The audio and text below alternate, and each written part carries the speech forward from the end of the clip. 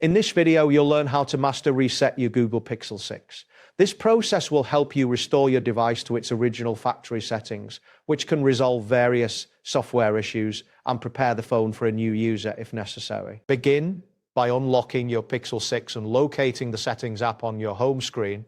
Once you open the settings, scroll down the list until you find the option labeled System. Tapping on System will take you to the advanced settings, where you can find further options. From here, select Reset options to view the different reset functions available for your device. Within the Reset options menu, tap on Factory Data Reset to proceed with the master reset. Before you continue, it is crucial to back up any important data, as this process will erase all personal files, apps, and settings from your device. Ensuring that your data is backed up prevents any accidental loss of valuable information during the reset process. After selecting Factory Data Reset, a screen will appear detailing what will be erased from your device. Carefully read through this information to understand the implications of the reset. Confirm that all important data has been backed up and that you are prepared to proceed.